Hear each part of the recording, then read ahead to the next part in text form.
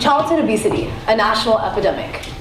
Childhood obesity is an issue that's been weighing on us for many, many years, and I think it's time that we all pay attention to it and take notice of it.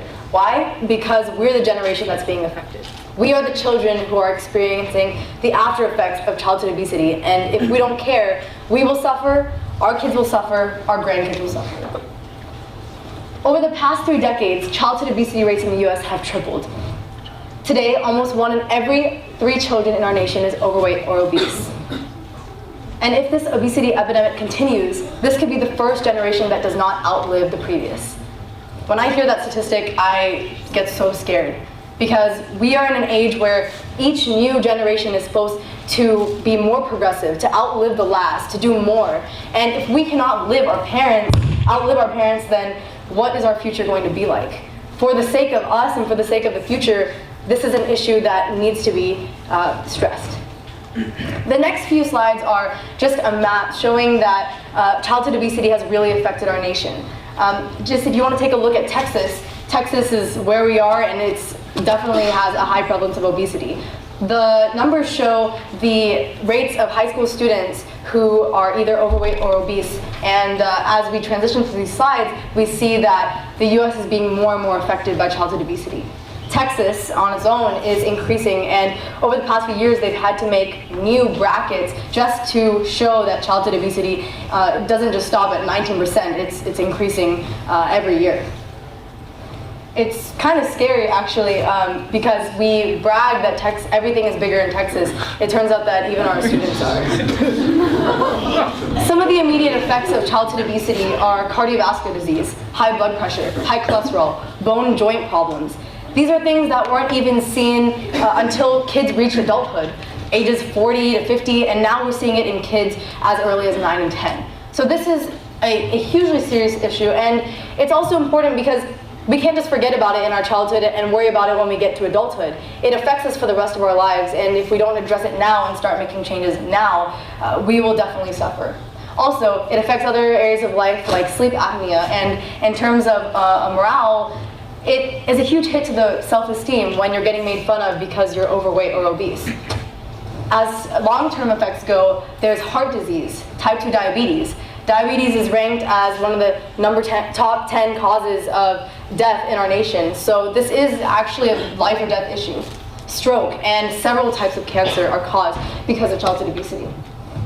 I got interested in this topic when I entered in high school, and I looked around and saw that there were a lot more vending machines. The lunch lines were very unhealthy. There was a lot of drinking, and there was a lot less sleep, there was a lot less physical activity, and I saw kids suffering because of it, and I wanted to do something. So I applied to be a member of the Youth Advisory Board and was chosen. This Youth Advisory Board is a subset of the Alliance for a Healthier Generation, which was founded by the Clinton Foundation and the American Heart Association. And 20 kids are on this board, and we are selected nationwide to be people who go back to our communities and try to be leaders and be a voice and make this an educational matter, make sure that people know that it's an issue and that we have to take heed of it. Last January, I got the great opportunity to speak at the Health Matters Conference. I sat on a panel with a lot of prestigious people, and we talked about what we're doing in our local schools, in our communities, to combat this epidemic of childhood obesity. It was a really amazing forum because I love speaking to kids, I love speaking to parents and schools, but when you get to speak to people who have the means to go back and fund your causes and to support you, it really says something, and I really, really enjoyed that experience.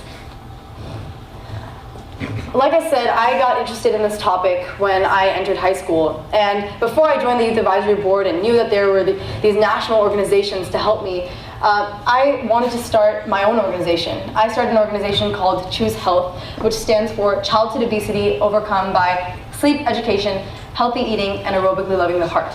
And yes, it is a long acronym, but essentially it means sleeping smart, eating smart, and exercising. Now, it's hard to abide by all these rules and follow them every day. I know that I don't every day, but the point is that if we are talking about it and we're speaking about it in forums like these and being educated, then we are already making progress. And I really stress that if you can make short-term goals, maybe not year resolutions, but every day try to be a little bit better, a little more active, eat a little bit better, get a little more sleep, then we are going to be a healthier generation.